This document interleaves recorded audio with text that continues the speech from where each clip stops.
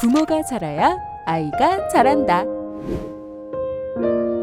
초등맘 TV. 안녕하세요. 옆집 아이 수학공부법의 도반장입니다. 안녕하세요. 옆집 아이 수학공부법의 진주쌤입니다. 요즘 너무 바쁘신 거 아니세요?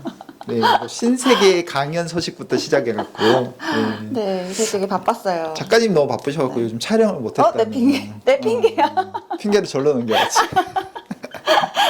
자, 우리 애청자분들 뭐 매주 영상 안 올라온다고 요즘 참 저한테 뭐 많은 폭주가 들어오고 있습니다. 제 앞으로 정 안 되면 라이브를 통해서라도 이제 자주 이야기 드릴 수 있도록 할 거고요.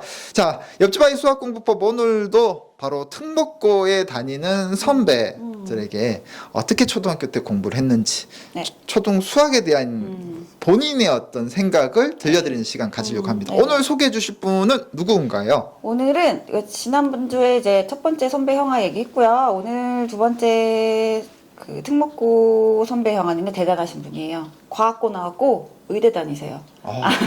요즘 뭐 전부 다 가고 싶다는 꿈의 의대.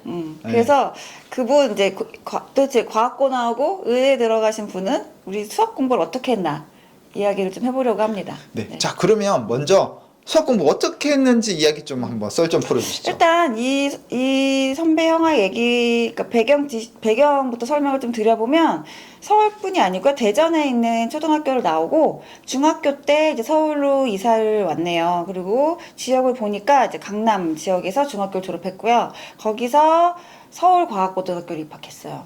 와.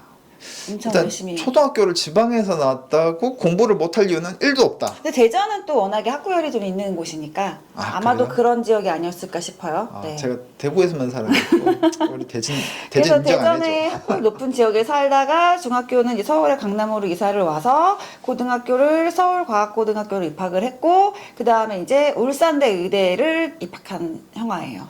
네. 그래서 이제 특목고를 가야겠다고 언제쯤 결심을 했나요? 라고 이제 질문을 했었는데 서울에 와서 이제 의대 준비반을 들어가려고 원래는 했는데 잘하는 아이들은 중1 때 경시 준비를 하다가 나중에 의대에 합류한다 이런 얘기를 들어가지고 그래서 이제 경시 준비를 시작했대요. 초등학교 때. 그래서 해봤더니 수학 경시 성적이 잘 나왔고 수학이 재미도 있고 그래가지고 하다 보니까 이제 영재고 입시까지 그냥 자연스럽게 워낙에 수학을 잘하는 학생이었던 것 같아요. 그럼 의대 가려면 수학이 안 되면 안 된다 소리잖아요. 그쵸. 그리고 이분은 이미 이제 좀 지나온 거라서 현재 입시 체제랑 좀 달라요. 지금은 이제 의대 가려면 영재고를 못 가게 돼 있죠. 영재고에서 공식적으로 의대를 이제 지원을 못하게 하니까 지금에 맞는 이 루트는 아니었어요. 과거에. 그러면 저도 이제 이 형아의 글을 읽어봤는데 이 형아가 얘기를 해주기를 수학은 초등 때 끝내라 그랬거든요. 그랬더니 그런 말을 했어요? 우리 그 초등맘들 반응이 뭐예요 이런 반응이었는데 요게 전후 환경이나 사정을 모르고 그냥 요 이야기만 들으면 오해를 하실 수 있으니까 맞아요. 요거를 진주쌤이 좀 풀어주시면 좋겠어요. 이거 전에 제가 한번 이제 우리 미공개로 한번 찍었다가 올렸던 영상이 있었죠. 센 이야기 매운맛 버전. 그렇죠. 인기 엄청 짱짱했죠. 그때 이제 했던 그렇게 뭔가 특별한 케이스들 수학을 사실 영재고 갔다는 거는 수학에 정말 넘사벽으로 잘하는 친구였다는 거고 그 준비를 위해서 이제 초등학교 시절부터 열심히 달렸다는 이야기니까 또 이제 그런 얘기만 듣고 전사정 제외하고 초등학교 때 수학을 끝내야 된다는데 이제 여기에만 꽂혀가지고 애를 막 닥달을 한다거나 막 급한 마음을 먹는다거나 이제 이거는 좀 맞지 않고요. 이 친구가 이제 그때 우리가 얘기했던 대표적인 케이스네요. 영재고를 준비를 초등학교 때부터 해서 중학교에 준비를 해서 영재고를 갔고 이제 거기에서도 워낙에 잘해서 의대까지 간 최상의 케이스인 거죠. 자, 그러면 누구나 근데 아무나 다 따라할 수는 없는 과정이긴 하지만 그래도 실제로 잘하는 친구들이 어떻게 하고 있는지에 대한 이야기는 필요하니까 오늘은 이 친구의 얘기를 좀 해볼게요. 근데 시청자분들이 그럼 물어볼 것 같아요.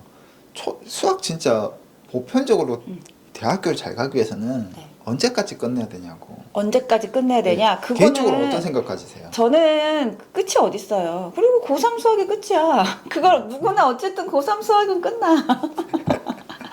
그거를 누구 이렇게 딱 정할 수는 없는 것 같고요. 제가 이제 항상 말하는 우리 아이의 수준과 역량에 따라서 그 시점은 달라질 수 있지만 거기까지를 얼마나 탄탄하게 하고 가느냐의 차이인 거죠. 방금 말한 것처럼 수학은 고3에서 입시 수학은 거기서 끝이잖아요. 그쵸. 근데 거기를 내가 더 빨리 갔다고 해서 얘가 더 잘한다? 이건 아니라는 거죠. 그래서 지금 이 선배 형아 얘기로 좀 돌아와 보면 지금 보니까 이제 수학 선행을 언제부터 얼마나 했냐요? 라는 질문이 있었어요. 근데 이 선배는 3학년 때 초4의 수학을 선행하면서 공부한 것이 이제 시작이었는데 제가 봤을 때는 이분은 이제 하다 보니까 잘해서 빨라진 케이스 같아요. 그래서 선행은 당연히 필요하다고 생각을 하고, 물론 잘 이해도 못했으면서 지나치게 빠르게 선행하는 것은 독이 될 수 있지만, 이제 본인, 이 친구처럼, 이 형아처럼, 실제로 이제 뭐 천재라는 말을 사용하지만, 천재는 없다, 노력이다. 이분도 이렇게 얘기를 하고 있어요. 그러니까 본인이 노력을 열심히 해서 자연스럽게 속도가 빨라지는 선행은 저도 이제 계속 말씀을 하지만 그렇게 나가는 선행은 문제가 없다.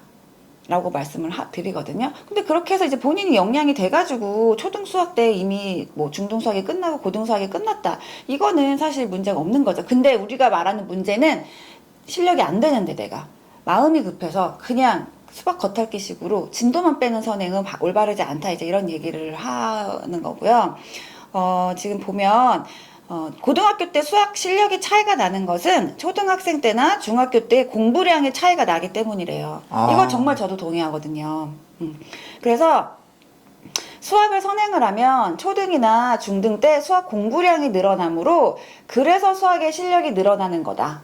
그러면 이제 일반 학부모 입장에서는 우리가 국어나 영어의 공부량이란 건 어떻게 보면 독서량 플러스 약간의 문법 개념인데 수학의 공부량은 어떤 걸 척도를 해야 되는 거예요? 지금 이제 형아의 이야기를 좀 빌려보면요, 수학의 이해 능력의 증가라는 표현을 썼는데 선행을 하게 되면 더 쉬운 수학은 당연히 더 이해도 잘 되고 문제도 잘 풀리고 선행을 했을 때 처음엔 이해가 안 돼도 그 내용을 학교에서 배우기 전에 여러 번 돌리면 그 여러 번 동안 이해를 하게 돼서 학교 수업에 조금 더 쉽게 적응을 할 수가 있다. 이제 이런 이야기를 좀 했거든요.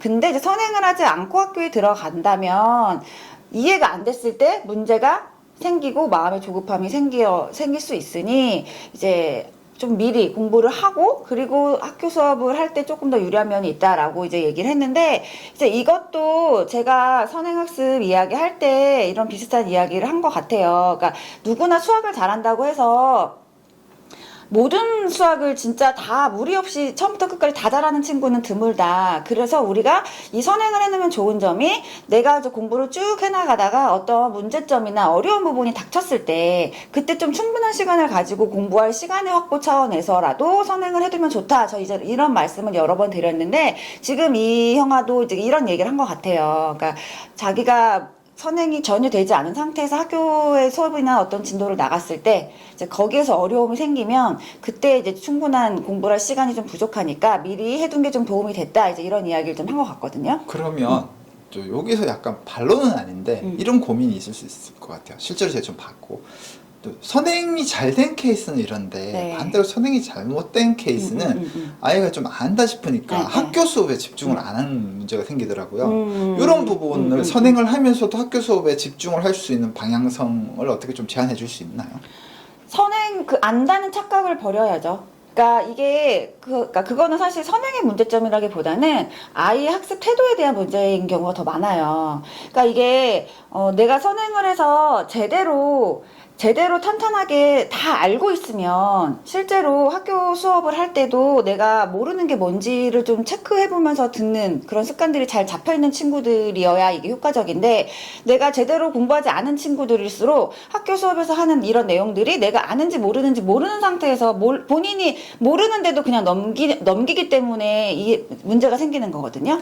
그러면은 이제 좀 정리를 해보자면 결국은 수학이라는 거를 잘한다라는 것은 기본적으로 먼저 좀 알고 가서 이해력을 높이는 부분이 있는데 더불어서 학교 수업에 대한 수업 태도를 평소에 잘 가지고 가는 것도 굉장히 중요하다. 그거는 당연하죠. 수학뿐이 아니라 그 지금 방금 반장님이 말씀해주신 이야기는 수학이 아니라 모든 전 과목에 다 공통된 이야기이기 그렇죠. 때문에 근데 당연한데 네네네네. 이게 참 잘 안 되는 경우가 있어요. 뭐 우스갯소리로 얼마 전에도 나왔는데 아이를 학교에서 받아쓰기 하고 글쓰기를 일기로 시키니까 이건 정서적 학대라고 해서 신고하신 학부모도 생겨서 저도 실제로 본 적 있어요. 그래요? 네네네. 네. 그래서 이런 부분들이 사실 학교에서 수업 태도를 망치는 지름길인데 사생활 침해 이런 이야기들 네. 하고 그런 거 정말로 옆에서 본 적 있어요. 네. 많이 있더라고요. 그런 분들은 그냥 학교를 안 보내는 걸로 여담으로.